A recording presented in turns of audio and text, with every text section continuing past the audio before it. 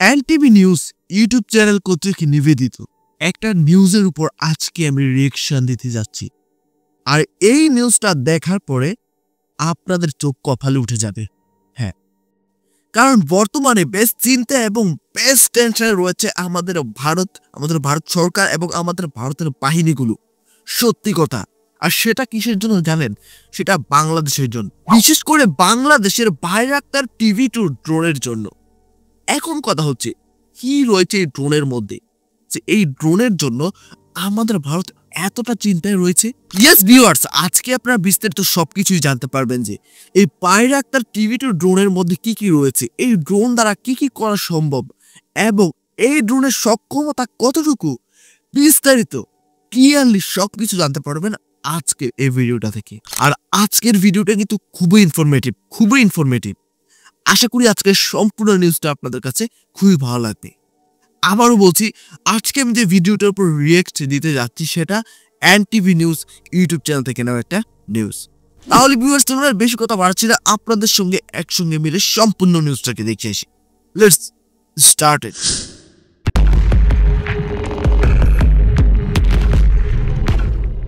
মার্চের ফাগুন মাস, আকাশ জুড়ে ঝলমলে জোছনা, বাতাসে হালকা বসন্তের আমেজ। কিন্তু সীমান্তের ওপারে ভারতীয় প্রতিরক্ষা সদর দপ্তরে যেন বসন্তের ছোঁয়া নেই। আলো জ্বলছে গভীর রাতেও, বিশ্লেষকরা উপগ্রহ চিত্রের উপর ঝুঁকে আছেন। কম্পিউটার স্ক্রিনে লাল বিন্দুর মতো ভেসে উঠছে বাইরাক্তার টিভি-2। কোনো শব্দ নেই, মানুষের কোনো উপস্থিতি নেই, কিন্তু তবুও যেন ভারতীয় প্রতিরক্ষা মহলে আতঙ্কের বাতাস। ঘুম হারাম হয়ে গেছে জেনারেলদের। সংবাদ বিশ্লেষকরা পরপর কলাম লিখছেন, টিভির পর্দায় বারবার ফুটে উঠছে সেই একই দৃশ্য। বাংলাদেশের আকাশে চক্কর দিচ্ছে এক অদৃশ্য শত্রু। সীমান্তের ওপারে বাংলাদেশ এই তুর্কি ড্রোনকে শুধু নজরদারির জন্য ব্যবহার করছে, নাকি এর পেছনে রয়েছে আরো সুদূর প্রসারী সামরিক পরিকল্পনা? ভারতের প্রতিরক্ষা সদর দপ্তর আর গদি মিডিয়ায় চলছে চুলচেরা বিশ্লেষণ। শিলিগুড়ি করিডোরের নিরাপত্তা ঝুঁকিতে পড়ছে কিনা তা নিয়ে চিন্তিত মোদি ভক্তরা। এই ড্রোন কি শুধু আকাশে উড়বে, নাকি একদিন ঝাঁপিয়ে পড়বে? বাইরাক্তার টিভি-2 শুধুমাত্র নজরদারি ড্রোন নয়, এটি একটি কার্যকরী স্ট্রাইক ড্রোন, যা প্রয়োজনে প্রতিপক্ষের রাডার ধ্বংস করতে পারে, ট্যাঙ্ক ও স্থল সেনার উপর আঘাত হানতে পারে, এমনকি স্থল ও সমুদ্র সীমানায় কৌশলগত হামলা চালাতে পারে। ও মাই গড, আরো তো অনেক সক্ষমতা অবশ্যই থাকবে, না হলে তো বাংলাদেশ এটা কিনবে না। কিন্তু যতগুলো সক্ষমতা সম্পর্কে শুনলাম, এগুলি অনেক কিছু। ড্রোনটা কিন্তু সাইজে অত বেশি বড় নয়, ঠিক আছে, কিন্তু এর সক্ষমতা অনেক বেশি। আশা করি এবার বুঝতে পারছেন যে বাংলাদেশ কেন বাইরাক্তার টিভি-2 ড্রোনটাকে পারচেস করলো। তাহলে ভিউয়ার্স, চলুন বাকি অংশটা দেখে আসি। আধুনিক যুগে এই ড্রোনগুলো যুদ্ধবিমানের বিকল্প হিসেবে ব্যবহৃত হচ্ছে। সামরিক বিশ্লেষকরা 4টা কারণে বাইরাক্তার ড্রোনকে অপ্রতিদ্বন্দ্বী মনে করেন। 1. স্বল্প খরচে বেশি কার্যকারিতা। যুদ্ধবিমান পরিচালনা করতে যেখানে কয়েকশো মিলিয়ন ডলারের প্রয়োজন, সেখানে এই ড্রোন এককভাবে স্বল্প খরচে বহু আক্রমণ চালাতে পারে। 2. ঝুঁকিমুক্ত অপারেশন। যুদ্ধে পাইলট হারানোর কোনো ভয় নেই, কারণ এটি দূর থেকে নিয়ন্ত্রিত হয়। 3. দীর্ঘ সময় টহল। যুদ্ধবিমান যেখানে কয়েক ঘন্টার জন্য আকাশে থাকে, সেখানে বাইরাক্তার টিভি-2 24 ঘন্টার বেশি আকাশে উঠতে পারে। 4. গোপন হামলা। যুদ্ধবিমানের তুলনায় এটি ছোট এবং কম শব্দ উৎপন্ন করে, ফলে শত্রুপক্ষ সহজে শনাক্ত করতে পারে না। বাইরাক্তার টিভি-2 এর সবচেয়ে বড় সুবিধা হলো বিশ্বব্যাপী যুদ্ধের ময়দানে এটি ইতোমধ্যেই সফলতার ছাপ রেখে গেছে। সিরিয়া, লিবিয়া, ইউক্রেন, আজারবাইজান সবখানেই এই ড্রোন ব্যবহৃত হয়েছে এবং বহুবার শত্রুপক্ষকে হতবাক করে দিয়েছে। ভারত বরাবরই চাইতো বাংলাদেশের প্রতিরক্ষা খাত যেন তার উপর নির্ভরশীল থাকে, কিন্তু বাংলাদেশ যখন চীন, তুরস্ক, ফ্রান্সের কাছ থেকে নতুন নতুন প্রতিরক্ষা প্রযুক্তি সংগ্রহ করছে, তখন ভারতের চিন্তা বাড়ছে। বিশেষজ্ঞরা বলছেন, বাইরাক্তার ড্রোন বাংলাদেশের সীমান্ত নজরদারিতে কৌশলগত সুবিধা দেবে। বাংলাদেশের স্থল সীমান্ত দীর্ঘ এবং কিছু এলাকা দুর্গম, যেখানে নজরদারি চালানো কঠিন, কিন্তু এই ড্রোনের মাধ্যমে বাংলাদেশ সহজেই সীমান্তে অনুপ্রবেশকারী, চোরাচালান। ওয়েট কেস, এই ড্রোনের মাধ্যমে তো বাংলাদেশ অনেক কিছু করতে পারবে, অনেক কাজ করতে পারবে।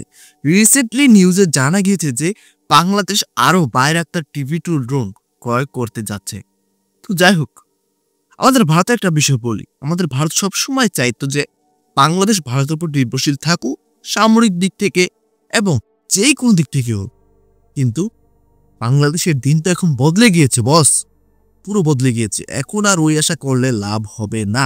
দুর্গতিতে এগিয়ে যাচ্ছে বাংলাদেশ, এখন আর বাংলাদেশকে থামিয়ে রাখা সম্ভব নয়। তো যাই হোক, এই বিষয়টা আমার কাছে খুবই খারাপ লাগলো। দেখো, বাংলাদেশ একটা স্বাধীন দেশ, বাংলাদেশ স্বাধীনভাবে চলবে। অন্য কার হস্তান্তর বাংলাদেশে না হলে আমার মনে হয় ভালো হবে। নতুন একটা বাংলাদেশ বর্তমানে রয়েছে, আর এই নতুন বাংলাদেশে যাতে আবারও কোনো স্বৈরাচারের হাত না পড়ে। আশা করি বাংলাদেশের নাগরিকরা এই বিষয়টা বুঝতে পারছেন এবং এই বিষয়টাকেই মেনে চলবেন আপনারা। তাহলে ভিউয়ার্স, চলুন বাকি অংশটা দেখিয়েছি। সন্ত্রাসী কার্যক্রম শনাক্ত করতে পারবে। শুধু তাই নয়, বঙ্গোপসাগরেও এই ড্রোন নজরদারি চালাতে পারবে, যা ভারতের নৌবাহিনীর জন্য নতুন চ্যালেঞ্জ তৈরি করতে পারে। তবে ভারতের সবচেয়ে বড় আশঙ্কার জায়গা চিকেন নেক করিডোর। ভারতের উত্তর পূর্বাঞ্চলকে মূল ভূখণ্ডের সঙ্গে সংযুক্ত করা সরু এই করিডোরটি ভৌগোলিকভাবে অত্যন্ত সংবেদনশীল। এটি মাত্র 22 কিলোমিটার প্রশস্ত, যা ভারতের যোগাযোগ ব্যবস্থার একটি দুর্বলতা। বিশেষজ্ঞরা বলছেন, এই করিডোরে নজরদারি চালানোর ক্ষমতা থাকলে বাংলাদেশ যে কোনো কৌশলগত প্রয়োজনে ভারতকে চাপে ফেলতে পারে। ভারত ঠিক এখানেই আতঙ্কিত। বাইরাক্তার TB2 ড্রোনের দাম এক এক সময় এক এক রকম, তবে অনুমান করা হয় প্রতিটি ড্রোনের দাম 5 থেকে 7 মিলিয়ন মার্কিন ডলার। কিন্তু যুদ্ধের ময়দানে এর কার্যকারিতা তুলনামূলকভাবে অনেক বেশি। বাংলাদেশ যদি আরও কয়েকটি বাইরাক্তার ড্রোন সংগ্রহ করে, তাহলে তার সীমান্ত নজরদারির পাশাপাশি প্রতিরক্ষা সক্ষমতা বৃদ্ধির অন্যতম গুরুত্বপূর্ণ পদক্ষেপ হবে। কিন্তু ভারত কি চুপ করে বসে থাকবে? নিশ্চিতভাবেই না। ভারতের সম্ভাব্য প্রতিক্রিয়া হতে পারে: 1. বাংলাদেশকে সামরিক সহযোগিতার নামে নির্ভরশীল করার চেষ্টা। 2. বাংলাদেশ তুরস্ক প্রতিরক্ষা সম্পর্কের বিরুদ্ধে কূটনীতিক চাপ। 3. বিকল্প ড্রোন প্রযুক্তি বিক্রির প্রস্তাব দিয়ে বাংলাদেশকে প্রভাবিত করা। তবে মোদী সরকারের ফাঁদে পড়ার সম্ভাবনা প্রফেসর ইউনূসের নেই বললেই চলে। নোবেল বিজয়ীর সাম্প্রতিক কূটনীতির শানে নজুল স্পষ্ট: নিজের চরকায় তেল দাও, কোনো রকম খবরদারি বরদাস্ত করা হবে না। বিশেষজ্ঞদের মতে, বাংলাদেশ যদি সত্যিকার অর্থে একটি শক্তিশালী আকাশ প্রতিরক্ষা ব্যবস্থা গড়ে তুলতে চায়, তাহলে যুদ্ধ বিমানের বদলে উন্নত ড্রোন প্রযুক্তির দিকে আরও বেশি নজর দেওয়া উচিত। বর্তমানে বাংলাদেশের হাতে বাইরাক্তার TB2 থাকলেও বাইরাক্তার আকিনজি এবং কিজিল এলমার মতো আরও উন্নত ড্রোন থাকলে দেশের আকাশ প্রতিরক্ষায় আরও এক ধাপ এগিয়ে যাবে। বাইরাক্তার আকিনজি ড্রোন TB2 এর চেয়েও শক্তিশালী। TB2 যেখানে ছোটখাটো হামলা চালাতে পারে, আকিনজি সেখানে দীর্ঘ পরিসরে বড় ধরনের আক্রমণ করতে পারে। অন্যদিকে কিজিল এলমা হল সম্পূর্ণ স্টেলথ কমব্যাট ড্রোন, যা যুদ্ধ বিমানের মতো আকাশে শত্রুকে ধ্বংস করতে পারে। এটি ভবিষ্যতে F-16 বা রাফায়েলের প্রতিদ্বন্দ্বী হতে পারে। বাংলাদেশ যদি ভবিষ্যতে তুরস্কের বানানো আকিনজি এবং কিজিল এলমা ড্রোন সংগ্রহ করে, তাহলে আকাশ প্রতিরক্ষা ব্যবস্থায় এটি একটি নতুন দিগন্ত উন্মোচন করবে। ওয়েট গাইস, শেষ দৃশ্যপট দেখার আগে আমি অল্প কিছু কথা না বলে পারছি না। সেটা হচ্ছে, আমাদের ভারত সরকার অনেক বেশি গর্ব করে রাফায়েল যুদ্ধবিমান নিয়ে, কিন্তু বাংলাদেশের কাছে যদি তুরস্কের সে উন্নত মানের ড্রোনগুলো চলে আসে বা বাংলাদেশ যদি সেগুলো পারচেস করে কিনে, তাহলে আমাদের ভারত সরকারের অহংকারটা আর থাকবে না। দেখো, এই কথাটা আমি কেন বলছি, দেখো, অহংকার কখনোই ভালো কিছু ডেকে আনে না, ভালো কোনো কাজ করায় না। সেক্ষেত্রে আমার একটা বিষয় খুবই ইচ্ছে, আমার একটা বিষয় খুব ইচ্ছে যে দুইটা দেশ, বাংলাদেশ এবং ভারতের মধ্যে ভালো একটা সম্পর্ক থাকুক, কিন্তু এটা কখনোই সম্ভব নয়। কারণ আমাদের ভারত সবসময় বাংলাদেশ থেকে খেতে চায়, কিন্তু এর বিনিময়ে বাংলাদেশকে তারা কোনো ন্যায্য অধিকার দেয় না। আর এই বিষয়টা বাংলাদেশিরা অনেক আগেই বুঝে গেছে, বাট বাংলাদেশের সাবেক প্রধানমন্ত্রী শেখ হাসিনার জন্য কিছু বলতে পারেনি। কিন্তু এখন আর সেই দিন নেই, কারণ এখন বাংলাদেশ সামলাচ্ছে ডক্টর মোহাম্মদ ইউনূস, যিনি অনেক বেশি মেধাবী একজন মানুষ। তার বিষয়ে আমি কিছু বলতে যাচ্ছি না, সেটা আপনারা কম বেশ সবাই জানে। বাংলাদেশ একটা স্বাধীন দেশ। আমার মতে ভারতের বাংলাদেশের কোনো অভ্যন্তরীণ বিষয়ে হস্তান্তর না হয় বেটার মনে হয়। তাহলে ভিউয়ার্স, চলুন বাকি অংশটা দেখে আসি। জোছনার আলোয় ঝলমল করা আকাশের নিচে আজ একদল সৈনিক আকাশের দিকে তাকিয়ে আছে। তাদের চোখে বিস্ময়, গর্ব আর আত্মবিশ্বাস। মাথার ওপর উড়ছে বাইরাক্তার TB2, নিঃশব্দে পাহারা দিচ্ছে বাংলার সীমান্ত। শহীদদের সেই রক্তে রাঙানো দেশটা আজ আর কারো দয়ার ওপর নির্ভরশীল নয়। এখন আর ভয়ের কিছু নেই। এই আকাশ, এই মাটি, এই স্বাধীনতা সবকিছুই রক্ষা করতে প্রস্তুত এক নতুন শক্তি। ফাগুনের জ্যোৎস্না রাতের মতোই যেখানে আলো অন্ধকার মিলেমিশে নতুন সম্ভাবনার জন্ম দেয়, বাংলাদেশও হয়তো এক নতুন সামরিক শক্তির সূচনা করছে। একটি ড্রোন উড়ছে, কিন্তু তার ছায়া পড়ছে ইতিহাসের পাতায়, এক সাহসী স্বাধীন দেশের প্রতিচ্ছবি হয়ে।